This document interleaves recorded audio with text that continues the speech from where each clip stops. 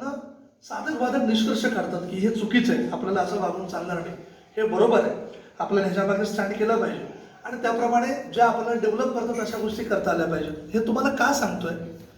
ह्या भिंतीच्या बाहेर सुद्धा एक शिक्षण मिळणं चालू असतं, आपली प्रोसेस आहे. आयुष्य म्हणजेच विद्यापीठ आहे.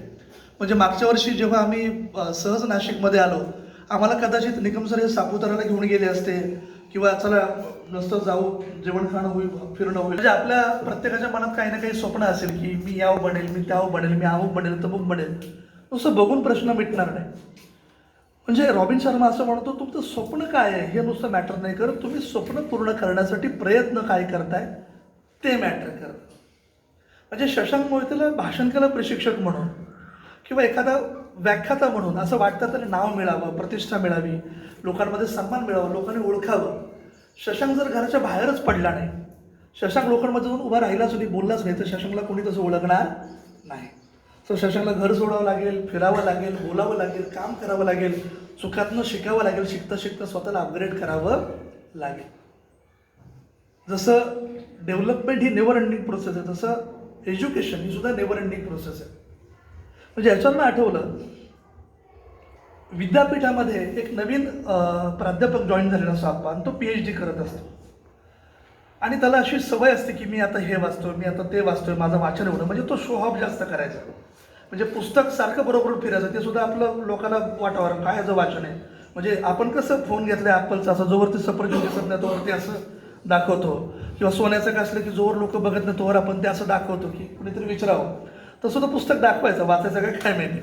पण तो PhD करत होता, तर त्याला गर्व होता की आपण भरपूर शिकतोय असं लोकांना कळावं.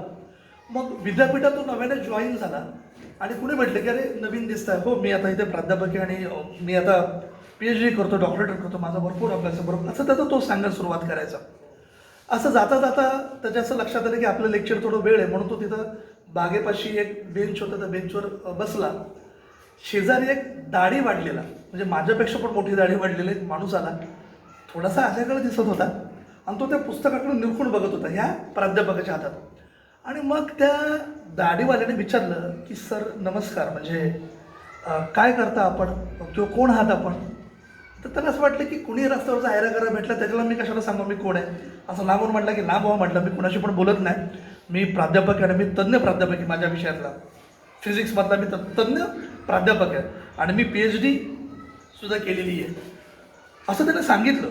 आणि त्यानंतर झालं असं की त्याने 2-3 काही गोष्टी विचारायचा प्रयत्न केला त्या माणसाने, पण हा म्हटलं मी कुणाशी बोलायला मोकळा नाही, प्लीज सो इट लॉस, हा तिकडे बाजूला, मी प्राध्यापक कुणाशी बोलायला मी मोकळा नाही.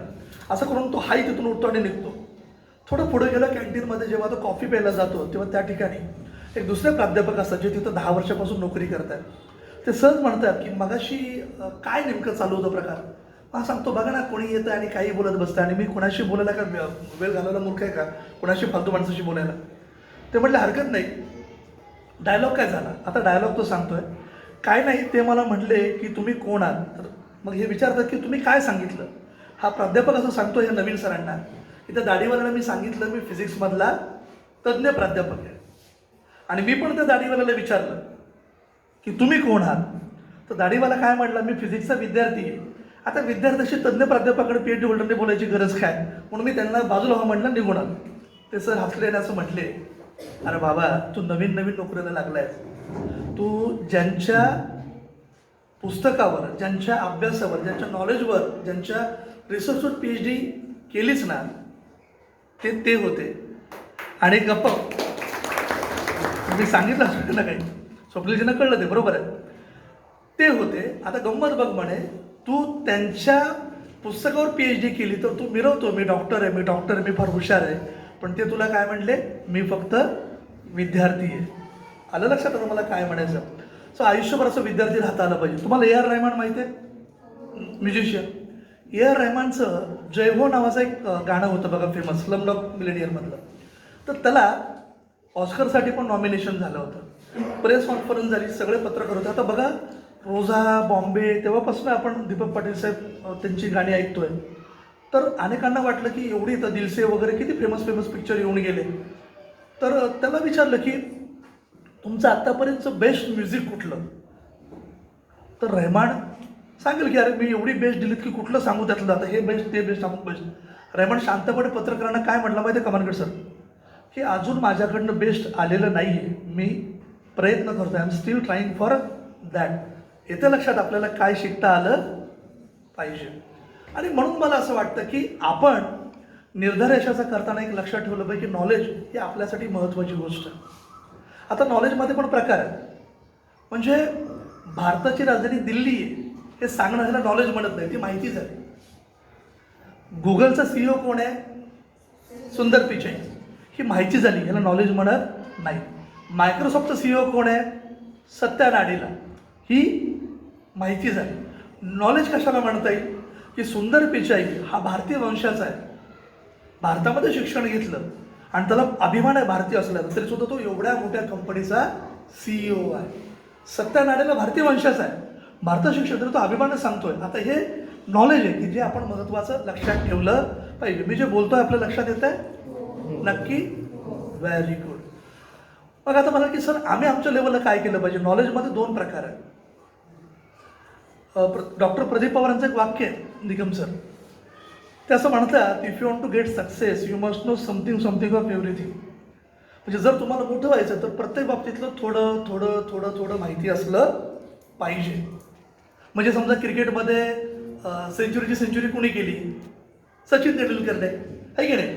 किंवा भारताने वर्ल्ड कप कधी जिंकला? आपण सांगतो 83ला, 2011ला आणि 2007ला 2020चा फॉर एक्झाम्पल. तर हे माहिती असणं हे ठीक आहे, प्रत्येक थोडं थोडं. आम्ही त्या कुठल्या फील्डमध्ये काम करतो, ॲक्टिंगमध्ये, लता मंगेशकर कोण होत्या? गायिका होत्या. किंवा रोनाल्डो मेस्सी कोण आहेत? फुटबॉल प्लेयर आहेत. ओके. किंवा किरण बेदी कोण आहेत? भारतातल्या पहिला महिला IPS आहे. हे वेगवेगळ्या क्षेत्रात थोडं थोडं माहिती असणं वेगळं. पण आपण ज्या फील्डमध्ये करिअर करणार आहे त्यातलं मात्र आपल्याला A to Z नॉलेज असलं पाहिजे. मात्र डॉक्टर प्रदीप पवारांचं सर, तर बारीक बाळं त्यांना पण भाषण ऐकायचं नाही ना? त्याची बदली सुट्टी झाली का करते सर? हरकत. Get success you must know something of everything, but if you want to get real success you must know everything and anything of something.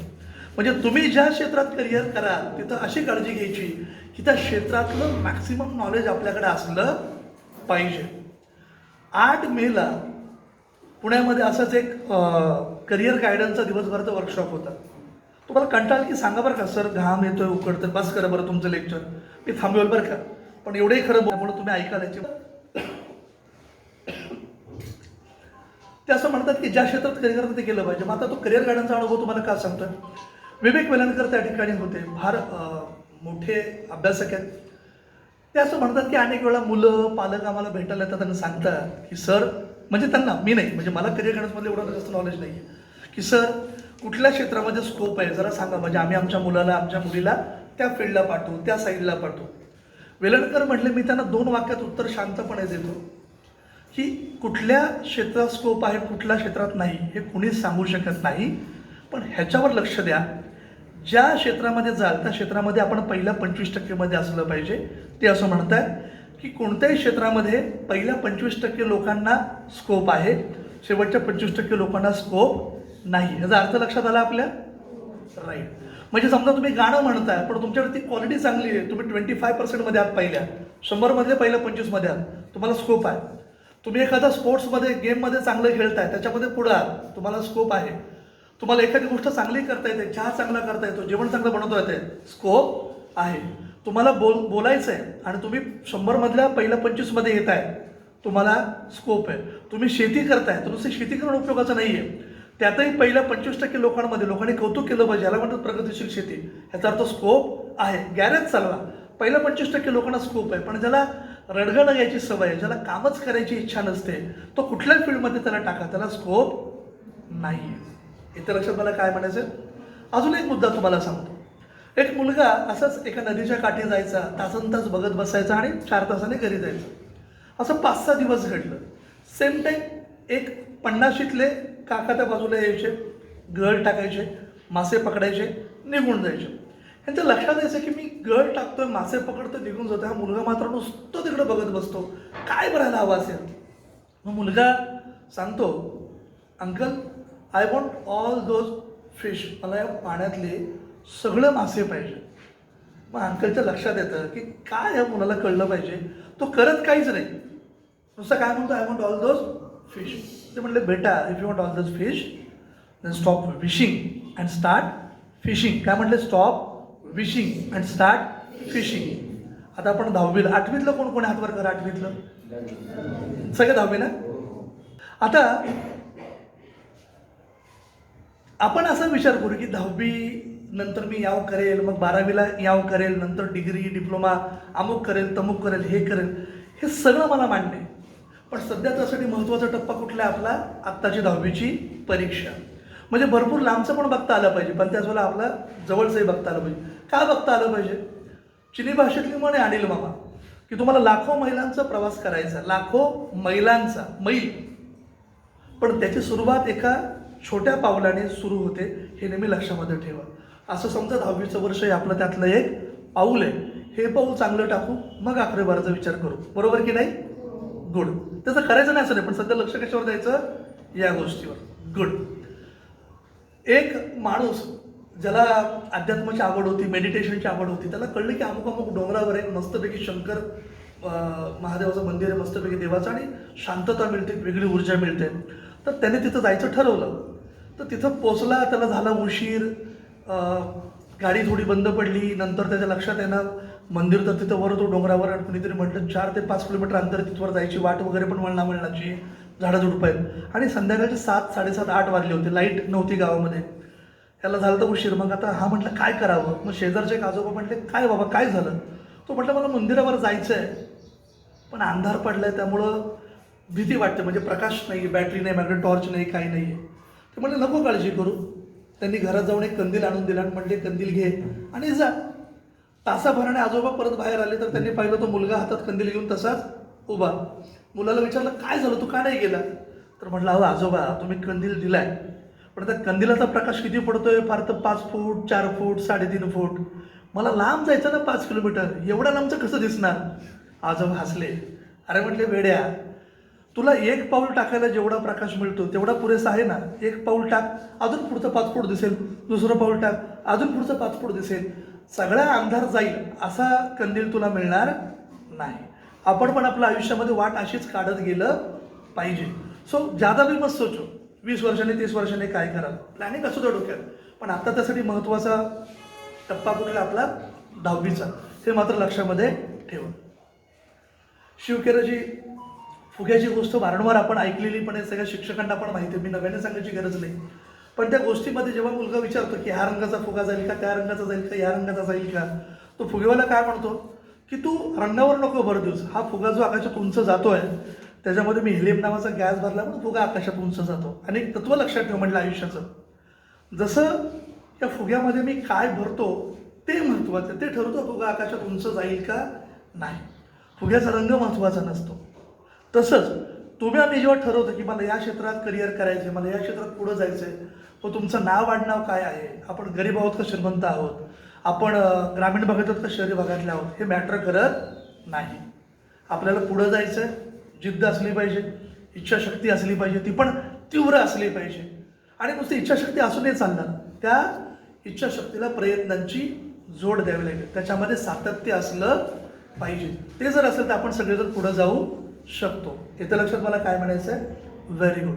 So तर पुढं तर आपल्याला जावंसं सगळ्यांना वाटतं आहे. मला म्हणाल की सर आम्हाला आमच्या फायद्याचं याच्यातनं काय घेता येईल. आपण सगळेजण शाळेमध्ये येतो, शाळेमध्ये तुम्हाला शिक्षक शिकवतात, मॅडम असतील, सर असतील. आपण असं म्हणतो ठीक आहे आता तासाला बसावं तर लागतं, नाही तर सर ओरडतील किंवा काय.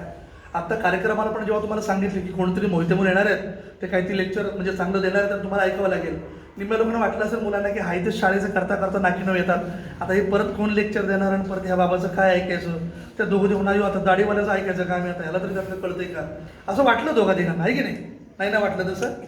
बरं, आणि मग काय आता करायचं, एक साधं लॉजिक आहे. एक माणूस मुंबईला गेला, सहज फेरफटका मारताना त्याने मुंबईत एक गमतीशीर प्रकार पाहिला. 2 माणसं काम करत होते. एक टिकाव घेऊन खड्डा खोदत होता, दुसऱ्या बाजूला थांबायचा, आणि एकाचा खड्डा खोदून झाला की जेवढा राडा बाहेर पडलाय तेवढा दुसरा काय करायचा, खोरं घ्यायचा, गमेलं घ्यायचा, सगळा राडा घ्यायचा आणि परत तो खड्ड्यात टाकायचा आणि खड्ड्याची लेवल करायचा. ह्याला भारी गंमत वाटली. अरे म्हटली दोघं नेमकं काय करतात. आता मला जेवढा घाम आलाय त्याच्या दुप्पट तिप्पट घाम आला होता त्यांना. आणि मग हा म्हटलं एवढे कष्ट करतात पण हे काय लॉजिकच कळणार. तर जाऊन विचारलं की नेमकं असं का करताय, म्हणजे खड्डा खोदायचा आहे तर लगेच बुजवताय कशाला शिंदे सर, आणि लगेच बुजवायचं आहे त्यामुळं खोदताच कशाला एवढी मेहनत घेऊन. ते दोघं म्हणले तुम्ही आम्हाला सांगू बिगू नका ना, आम्हाला शिकवत विकत बसू नका, हो तिकडे तर आमचं काम आम्हाला करू दे. आमची 3 जणांची टीम आहे. किती जणांची? 3 जणांची.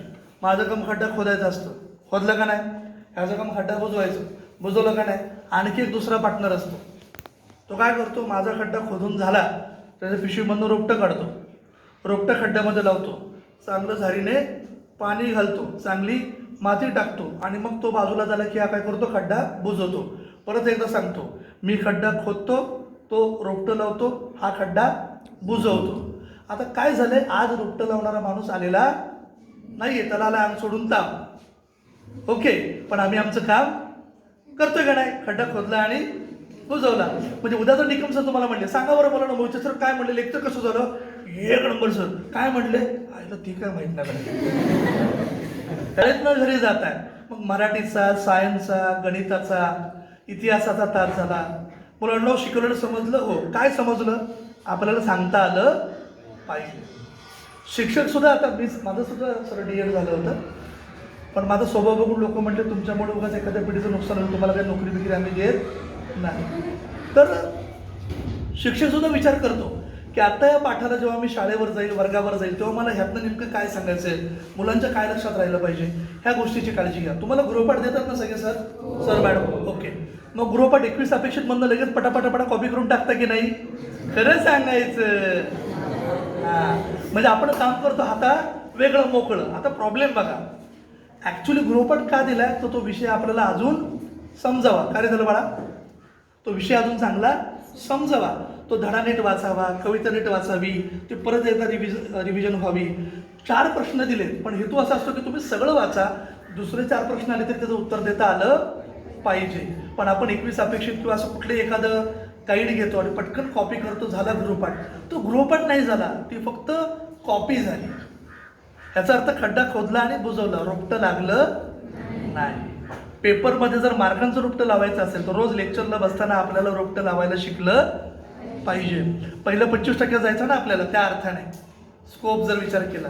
आणि अजून एक गोष्ट आहे, त्याला अभ्यासात इंटरेस्ट आहे नाही मला माहीत नाही, तुम्ही सगळं जर म्हणाल येस इंटरेस्ट आहे.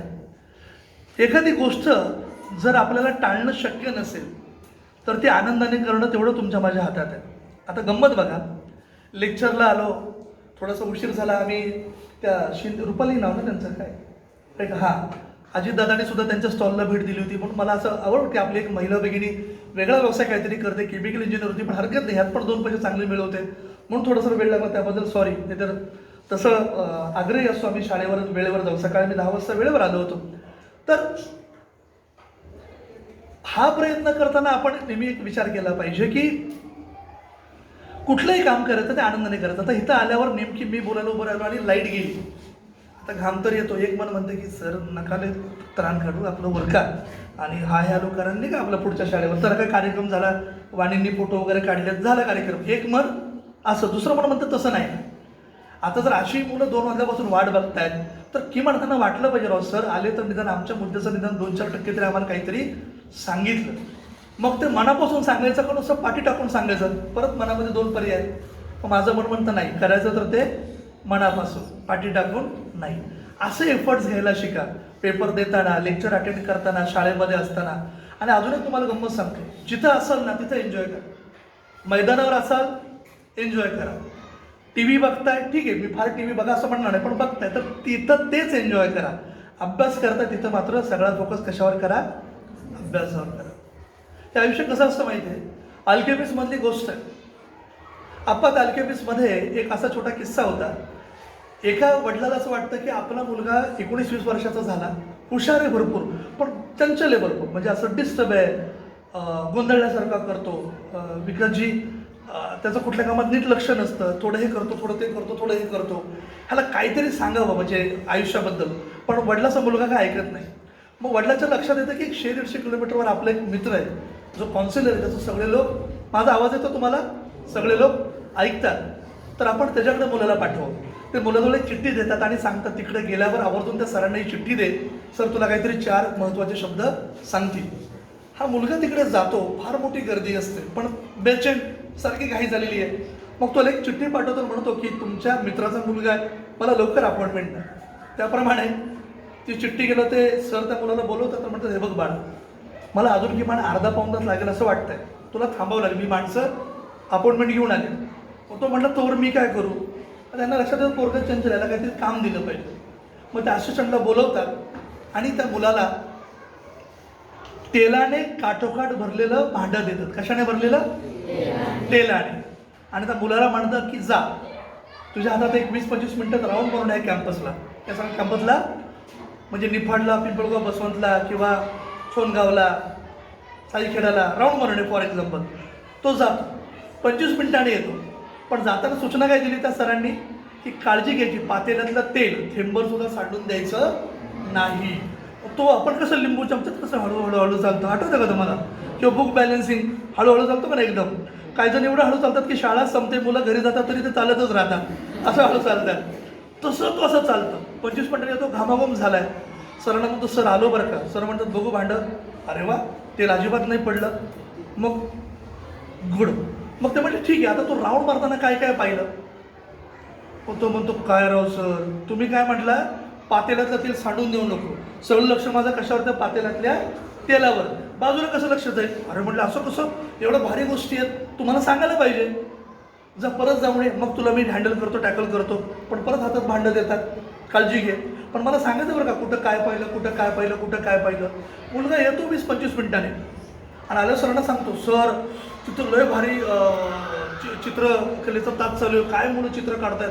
सर तिथं डान्सचा क्लास चालू आहे, सगळे मस्त नाचतात. सर तिथं कबड्डीची प्रॅक्टिस चालू आहे. सर तिथे शेतकरी शेतामध्ये म्हणले पेरतोय, लय भारी वाटतं सर, लय मनापासून कष्ट करतोय. सर तिकडे एक जण चहा आणि भजीवाला आहे, तो पण लय मनापासून काम करतो. सर तिथं रांगोळी लय भारी काढली. सर तिकडं बाग लय भारी. सर तिथं झुंबर लय भारी. सर त्या वाचनाला तेवढी भारी भारी पुस्तकं, लय भारी कॅम्पस आपल्याला आवडला, निवांत वेळ काढून यायचं.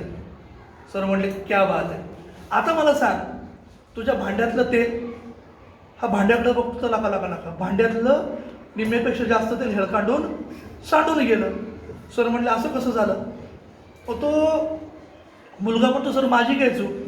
आता तुम्ही काय म्हटलं, आजूबाजूला काय दिसतंय ते पण बघ आणि मला सांग. माझं सगळं लक्ष कुठं गेलं, आजूबाजूला काय दिसतंय त्याच्यावर गेलं. असू द्या, आवाज येतो ना, काय हरकत सर, राहू द्या राहू द्या. काय करू सांग, लक्ष कसं नाही. तुम्ही काहीतरी सांगा. सर सांगतात बरं इथून पुढे गोष्ट लक्षात ठेव. पातेल्यातलं तेल म्हणजे जेव्हा आपण शाळेमध्ये असतो तेव्हा शाळेवर लक्ष देणं.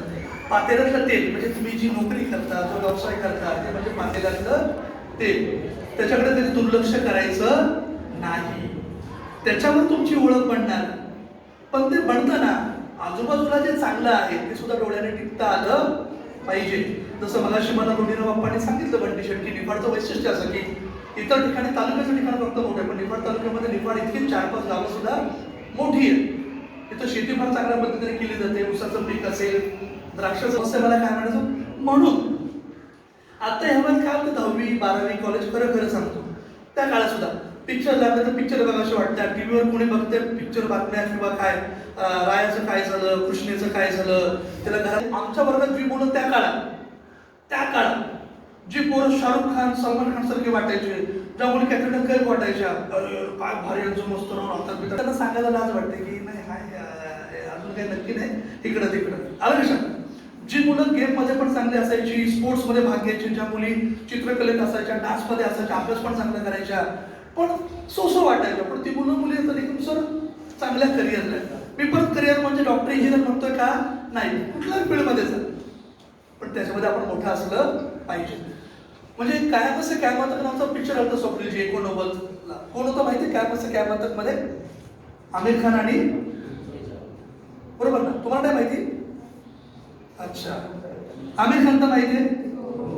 अच्छा, जुही चावला रिटायर झाली, ओके हरकत नाही. त्याच्यामुळे रश्मी होतं नाही का त्याच्यामध्ये, तर त्याच्यामध्ये नाही ठीक रोमॅन्टिक गाणी बिणी की अकेले हे तो क्या गम है चाहे तो हमारे बस में गाणे बस असं आपण पण कोरडं घ्यावी घालावी लागल्यावर नाही तर आपल्याच पायावर घालावी, काय हरकत नाही असं वाटायचं. पण त्याच पिक्चरमध्ये गाणं होतं सर, सुरुवातच ते गाणं होती, पापा कहते बडा बेटा हमारा ऐसा. सो इथून पुढे जेव्हा जेव्हा तुम्हाला डिस्टर्ब व्हावंसं वाटेल, मोबाईल बघावंसं वाटेल, इंस्टावर फोटो बघावंसं वाटेल, फेसबुकला रील बघावंसं वाटेल, आहे की नाही, किंवा आपली इथली ती फेमस बनकर काय नव्हतं बघा, तिचं पण आता भरपूर फॉलोअर्स वगैरे, प्रतीक्षा बनकर आपल्या नाशिकचीच आहे, तिचं नवीन काय डान्स बेस आलाय का, तेव्हा समजायचं, गाणं आठवायचं काय, पापा कहते बडा.